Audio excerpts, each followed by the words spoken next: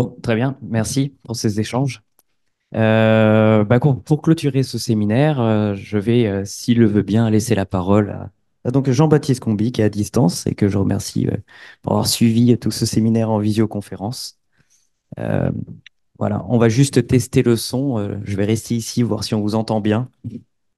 En tout cas, en attendant que vous régliez ces problèmes, je commence par évidemment remercier Maxence, Antoine qui m'ont sollicité pour venir discuter aujourd'hui avec vous, et puis remercier toute l'équipe de doctorantes qui ont organisé cette riche matinée que j'ai trouvé absolument passionnante, enfin très stimulante en tout cas, et j'allais dire voilà, porteuse d'espoir malgré tout, c'est-à-dire que je trouve qu'il y a voilà, des travaux en cours chez les doctorants, doctorantes qui sont vraiment d'une grande qualité et qui apportent des éléments de compréhension absolument fondamentaux à ce qui est en jeu aujourd'hui sur la question écologique. Alors, euh, j'avais prévu de structurer mon propos un petit peu en deux points qui ont précisément été évoqués et introduits sans qu'on se soit concerté, parce qu'on se connaît d'ailleurs même pas, par Renaud Nougarol, là, discutant de la dernière session, puisque le premier point, qui était une question à peine provocatrice, c'était en vous écoutant, aussi en réfléchissant ces derniers jours à cette matinée, je me demandais s'il ne fallait pas abandonner les récits. Donc, faut-il abandonner les récits sur la question environnementale euh, Ce sera le premier point qui, du coup, pose la question de la dialectique entre philosophique, mais qui est aussi très sociologique, finalement, entre idéalisme et matérialisme. Et puis, le deuxième point qui est lié au premier, bien sûr, hein, qui poursuit le premier, c'est la question politique, en fait, qui traverse les présentations qu'on a entendues ce matin et qui donc effectivement, d'un point de vue épistémologique, nous amène à cette notion de critique, voilà, sur laquelle il me semble, j'avais pas forcément prévu de me positionner là-dessus aujourd'hui, mais c'est vrai que ça fait plusieurs fois que je constate qu'on qualifie mes travaux de critiques, ou qu'on parle d'une sociologie critique ou de sciences sociales critiques. Et la question que je pose toujours dans ce cas-là, c'est qu'est-ce qu'une science sociale et une sociologie qui ne serait pas critique? J'y reviendrai plus tard. Tout d'abord, pour boucler un peu la boucle, Maxence a ouvert la matinée finalement en expliquant que l'intention de départ de ce séminaire doctoral ce matin était d'interroger les récits autour de l'écologie, notamment le récit dominant de l'éco-citoyennisme auquel j'ai consacré ma thèse en grande partie et le livre que j'ai publié en 2015 sur la question climatique. Et la première remarque qu'on peut faire, c'est que le récit éco-citoyen, donc qui s'est constitué au milieu des années 2000, hein, qui a connu un avènement très fort à la fin des années 2000, qui était vraiment un récit absolument hégémonique dans les années, entre les années 2005 et les années 2010, début des années 2010, et qui, depuis une dizaine d'années, a été davantage contesté, mais on l'a vu ce matin, reste très important. Ce récit éco-citoyen, en fait, il a, il poursuit, il prolonge toute la tradition d'éducation à l'environnement qui est là aussi centrale dans la galaxie environnementaliste depuis au moins les années 80. Et donc, le récit éco-citoyen ne fait que finalement recycler, reproduire cette tradition de l'éducation à l'environnement très forte, notamment parce que dans les années 80-90, les préoccupations environnementales sont essentiellement portées par des personnes qui évoluent dans les métiers de la pédagogie, de la transmission des savoirs. Et donc, quand je me suis intéressé à ces artisans de la morale éco-citoyenne, moi, quand j'en ai fait la sociologie dans les années 2005-2010, j'ai montré un certain nombre de leurs propriétés sociales, mais ce que je voulais dire, c'est que ce qui était intéressant, c'est que je les ai retrouvés, sans l'avoir prévu, mais finalement c'est assez logique, je les ai retrouvés 10 ans après, non pas autour du récit éco-citoyen, mais autour des récits du vivant. Ces fameuses pensées du vivant qui se sont développées à la fin des années 2010, et qui en fait sont portés, animés par les mêmes acteurs, globalement, enfin, ou des acteurs. Alors, soit c'est exactement les mêmes, donc ça peut être des essayistes, ça peut être enfin c'est souvent des personnes qui ont d'ailleurs plusieurs casquettes professionnelles et qui, voilà, aujourd'hui vont être les principaux relais, vecteurs de ces pensées du vivant qui ont émergé d'une certaine philosophie de l'environnement. Alors, pensée du vivant dont il faudrait définir, enfin, qui aujourd'hui, voilà, dont on voit qu'elle est structurée, hein, qu'elle est même assez clivée. Enfin, c'est un espace de pensée, un espace intellectuel, un espace social. Voilà, et quand on regarde ça d'assez près, on voit des différences, y compris entre les deux figures tutélaires de ces pensées du vivant en France, à savoir Destola et Latour, dont on comprend qu'ils n'ont pas exactement les mêmes positionnements politiques. Bref, je ne vais pas m'attarder là-dessus. Ce que je voulais surtout dire, c'est que ce soit exactement les mêmes personnes ou des personnes aux profils sociaux similaires nous importe peu, parce que ce qui est intéressant, c'est que en fait, on voit une continuité entre l'éducation à l'environnement des années 80-90, l'éco-citoyennisme des années 2000-2010 et les pensées du vivant des années 2010-2020. Une continuité dans les représentations sous-jacentes à ces récits. Ces récits qui, pensée du vivant, qui visent à répondre à une crise de la sensibilité. Donc, on voit toujours ce terme, effectivement, de sensibilité, qui est d'ailleurs un terme biologisant, hein, donc sur lequel Laurent entame sa thèse et je suis absolument ravi voilà, en l'écoutant et en comprenant un peu sa démarche. Voilà, moi j'ai hâte de voir ce que ça va donner parce que voilà, où en est la sensibilisation 20 ans après, quoi. Finalement, je me disais, c'est super. J'ai l'impression qu'il reprend le chantier que j'avais entamé il y a 20 ans, dans le cadre de ma thèse, 20 ans après, avec un constat, c'est que qui est confirmé par ce que j'étais en train de dire sur les pensées du vivant, c'est que cette approche en termes de de sensibilisation, qui renvoie au sens biologique presque, eh bien, elle est toujours, c'est toujours un topos très structurant. Mais en même temps, il y a beaucoup de choses qui ont changé dans la question environnementale en 20 ans, et je reviendrai aussi. Et du coup, voilà, je trouve que ce serait intéressant de voir où ça en est aujourd'hui. Et donc, ce que je voulais dire, c'est que ces récits, ils ont en commun une vision de l'individu qui agirait parce que animé par des idées. Donc, effectivement, alors ça a été dit, ouais, il y a tout un tas, y compris par une des dernières interventions en termes de questions, et, voilà, il y a tout un espace académique qui s'est saisi aussi de cette opportunité de la sensibilisation. Donc, effectivement, toutes les sciences cognitives, neurosciences, sciences de gestion, marketing, psychologie engageante, etc. Alors, je ne sais pas s'il faut qualifier ces sciences de critique ou pas, ces sciences, je ne sais même pas si elles sont sociales d'ailleurs, ces sciences de la psyché en tout cas, ces sciences ces sciences du cerveau qui ne regardent que ce qui se passe à l'intérieur du cerveau. Euh, mais toujours est-il que c'est elles qui imposent effectivement leur récit, et donc cette idée que eh bien, les récits auraient un pouvoir performatif, seraient agissants, voilà,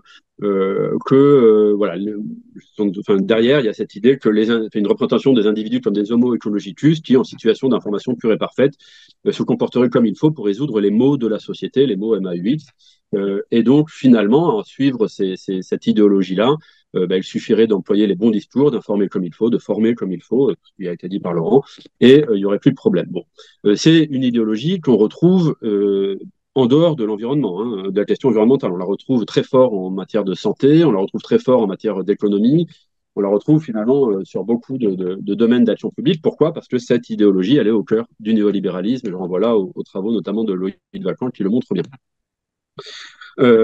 Donc, on a cette continuité hein, de ces récits qui sont donc très, très forts, qui sont portés par un certain nombre de groupes sociaux dont la caractéristique est d'être fortement dotés en capitaux culturels et donc d'être enclins à adhérer aux croyances là dont je vous faisais part sur le fait que bien finalement les changements collectifs sont une somme de changements individuels et que ces changements individuels peuvent être engendrés par des récits, par des imaginaires, par des désirs, par des récits désirables, des imaginaires désirables, etc. Donc, un cadrage de la question environnementale qui dure depuis 50 ans, en fait, hein, et qui donc, en ce sens-là, est structurel et dominant. Alors, ces récits, ces visions-là sont également pour ne pas dire anti-sociologiques, dans la mesure où elles passent sous silence tous les apports des sciences sociales depuis près de 150 ans.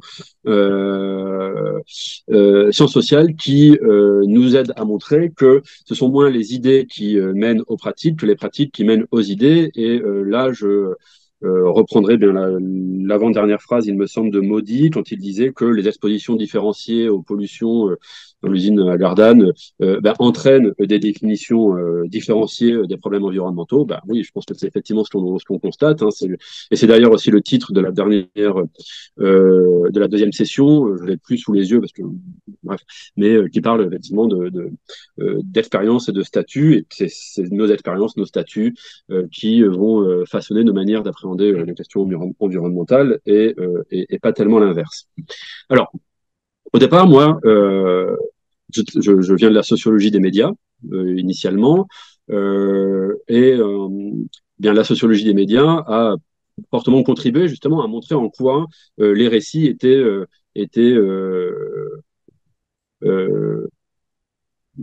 ben, comment dire, n'avaient pas de pouvoir intrinsèque, que les discours n'avaient pas d'effet fort sur les manières de penser et de faire des individus, que ça, c'était une idée reçue. Il y a un collègue qui travaille beaucoup là-dessus, qui est un sociologue du politique à Toulouse, Éric Darras, qui rappelle que aux États-Unis, plus de 1000 effets ont été imputés au discours, aux médias, à la communication. Et donc, une idée, voilà, c'est un préjugé, c'est une prénotion très forte, hein, l'idée que les idées, les discours, les récits auraient des effets sur excusez-moi, je suis en train de regarder le temps qu'il me restait, ça va, sur les pratiques. Or, que nous montre la sociologie des médias, notamment la sociologie de ce qu'on appelle la réception, l'appropriation des discours, des idées, des récits, eh bien, c'est que ce qui produit de l'effet, ce n'est pas le message en soi, mais c'est la rencontre entre les conditions sociales de production des messages et les conditions sociales de circulation et de réception des messages. Euh, quand j'enseigne ça à mes étudiants, j'ai coutume de prendre une métaphore assez simple, qui est la métaphore d'une pierre qu'une personne tient dans la main et qu'elle jette sur le sol. La pierre étant le message, étant le récit. Euh, la personne va décider de jeter la pierre plus ou moins fort sur un sol plus ou moins humide. Le sol étant les publics, les audiences, les personnes qui reçoivent, qui sont exposées au message. Bon. La pierre peut avoir des propriétés géologiques différentes, des formes différentes, un poids variable, etc. Le message, donc, voilà. Ce qui va générer de l'effet, c'est bien la rencontre entre cette pierre et le sol. Plus le sol sera mouillé, humide, détrempé, plus la rencontre va produire des effets, va éclabousser. Plus le sol sera sec, moins la rencontre entre le message et son public générera d'éclaboussures et d'effets. Et donc, ça, c'est quelque chose qui est montré notamment par les cultural studies depuis des décennies. Hein, j'invente rien. Mais je pense que c'est important d'avoir ces éléments-là en tête quand on réfléchit à la question des récits et de l'écologie, parce que, en fait, euh, les récits écologiques ne peuvent produire d'effets que sur des personnes qui sont disposées et ont les moyens matériels de pouvoir modifier leurs pratiques en fonction de leurs idées. Ce qui n'est pas sociologiquement impossible, mais ce qui est sociologiquement assez rare. Et effectivement, ces personnes, c'est des personnes qui appartiennent à la petite bourgeoisie culturelle, à la bourgeoisie culturelle, dont des personnes qui sont fortement dotées en ressources culturelles, qui s'intègrent socialement essentiellement en valorisant des ressources culturelles et qui donc peuvent effectivement, et encore quand on regarde de plus près, on s'aperçoit que c'est pas si simple, mais en tout cas, peuvent essayer de mettre en avant le fait qu'elles mettent en cohérence leurs pratiques et avec leurs idées. Bon. Et du coup, ces personnes-là sont tout à fait adhèrent tout à fait à cette idée qu'il faut sensibiliser, produire des récits pour modifier le comportement, puisque éventuellement ça peut marcher sur ces personnes-là. En tout cas, elles ont l'impression que ça marche sur elles. Mais ce n'est qu'une fraction de la population, et une fraction qui est loin d'être majoritaire. Et pour que les récits écologiques puissent avoir des effets sur les personnes, il faut que ces récits soient mis en forme et véhiculent des messages qui soient ajustés aux opinions et aux perceptions préalables de ces personnes. Euh, et, et donc, bien naturellement, cette chose que montre aussi la sociologie de la circulation sociale des idées, eh bien, plus des personnes, enfin, là où on croit voir un effet des médias, là où on croit voir un effet des récits sur les pratiques, en fait, il faut y voir une proximité sociale entre les producteurs et les récepteurs du récit. C'est-à-dire que un récit va avoir des effets sur des personnes qui sont socialement proches du producteur de ce récit. Et donc, du coup, voilà, du coup, j'en reviens à ma question initiale. Faut-il abandonner les récits? Sans doute pas, parce que les récits sont des enjeux aussi de lutte. Il y a différents récits qui circulent, qui s'opposent. Les récits sont indispensables pour fabriquer de la légitimité dans les processus de légitimation. Donc, je ne dirais pas qu'il faut abandonner les récits, mais je dirais qu'il faut les manipuler, en tout cas les appréhender. Les appréhender avec prudence et sans trop leur accorder de pouvoir. Parce que ce qui a réellement de l'effet et du pouvoir, c'est la modification des conditions dans lesquelles on, on agit, on évolue, et donc c'est la modification de nos pratiques qui mènent essentiellement aux idées. Bon. Alors, jusqu'à quelle heure je me donne? Il est 13 heures.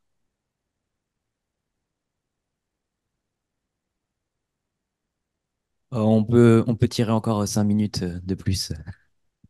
5. Ok, bon, ça va être. Bon, voilà, bon, je vais essayer d'aller assez vite sur deux, trois points.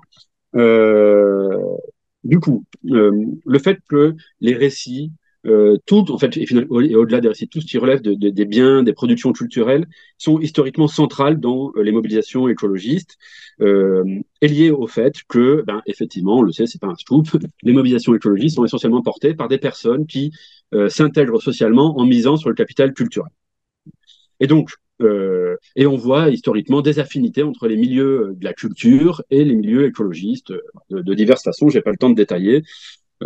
C'est des choses que j'évoque aussi dans le livre qui est paru là le 19 avril, Écolo mais pas trop, les classes sociales face à l'enjeu environnemental, où je rappelle, bon, ouais, j'essaie d'expliquer un petit peu parce que en fait il y a beaucoup d'enquêtes qui montrent la corrélation entre dotation aux capitaux culturels et sensibilité ou investissement dans la question environnementale.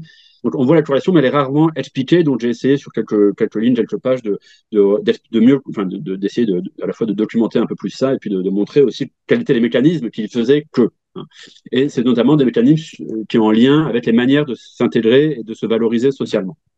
Donc l'écologie, elle est codifiée, enfin elle est mise en récit, elle est présentée, elle est pensée aussi à travers les codes sociaux propres à ces fractions de classe qui s'intègrent par la culture. Mais euh, en même temps, c'est intéressant, depuis les années 90, depuis plus encore les années 2000, un des premiers qui a travaillé là-dessus, c'est effectivement, on en a parlé, c'est Rumpala, hein, sur son bouquin au début des années 2000, questions environnementales, questions économiques, donc, où il montrait l'économisation des questions environnementales. Eh bien, les politiques publiques, voilà, on a parlé vous avez parlé, notamment c'était, il me semble, Maxence qui a parlé de politique incitative. Et effectivement, les politiques publiques incitatives sont particulièrement durables et recyclables en matière environnementale, puisque Pierre Lastoum, dans l'éco-pouvoir, montrait que déjà dès les années 80, c'était un arsenal central des politiques environnementales. Et aujourd'hui, donc, voilà, 40 ans après, Emmanuel Macron, cet automne, lorsqu'il a fait son discours sur l'environnement, son grand discours sur l'environnement, a encore fait l'apologie de l'écologie incitative. Et donc l'écologie incitative, elle est intéressante parce que elle entremêle des dimensions symboliques et culturelles, les récits, l'information formée, la pédagogie, tout ce qu'on veut, tout ce qu'a raconté Laurent. Elle entremêle ça, elle associe ça, elle articule, elle couple ça à des outils économiques. Hein, des outils économiques qui relèvent de la fiscalité verte, qui relèvent de tout ce qui est incitation fiscale, modification des modes de consommation, euh, et voilà, bon, bref, et ainsi de suite. Il y a plein de dispositifs qui sont, gouvernement après gouvernement, recyclés et remis sur le tapis à chaque fois. Et donc, du coup, ces politiques incitatives, en fait, elles mobilisent à la fois des capitaux culturels et à la fois des capitaux économiques.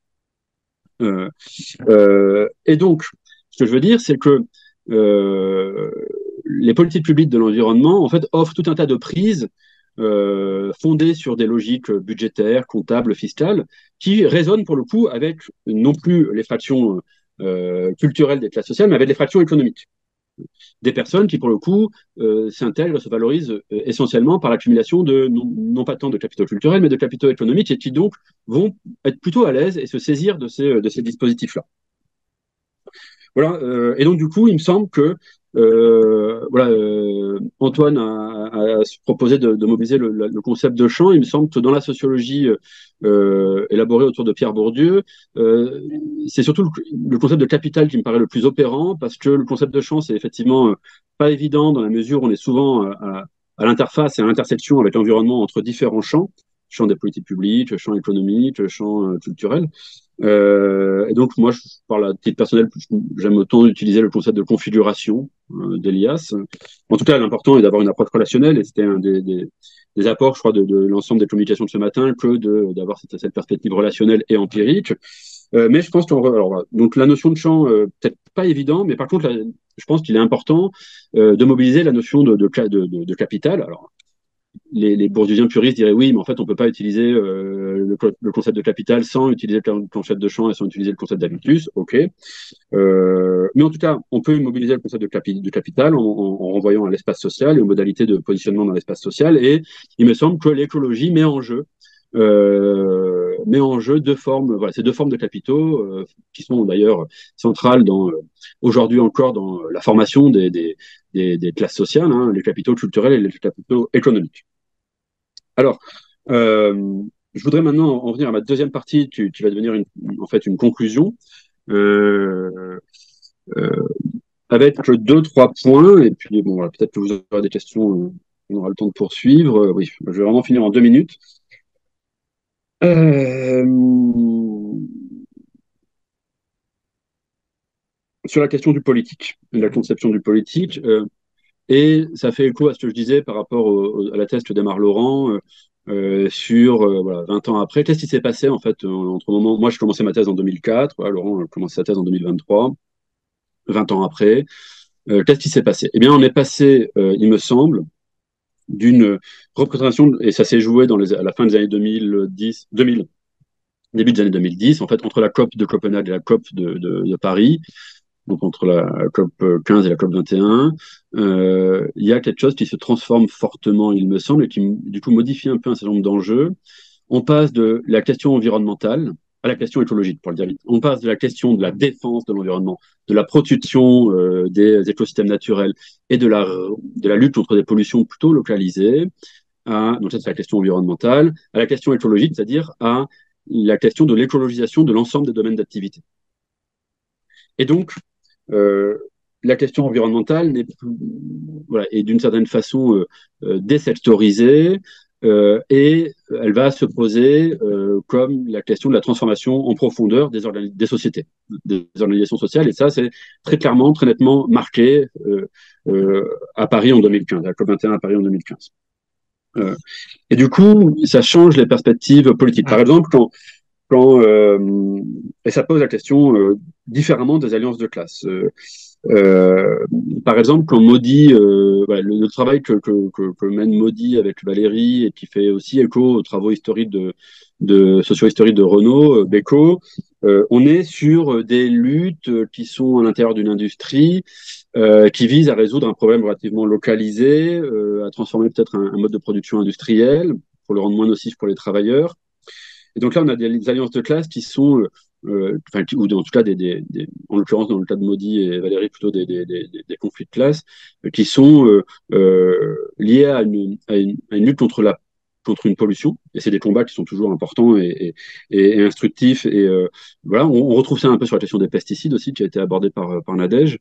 Euh, donc là, on voit que ben, il y a des enjeux, des conflits entre des personnes qui occupent des positions différenciées autour de ces pollutions. Mais quand on parle, enfin, et donc voilà, c'est tous les conflits contre des projets d'aménagement industriel ou d'infrastructures industrielles euh, qui ont rythmé les dernières décennies, enfin même les derniers siècles.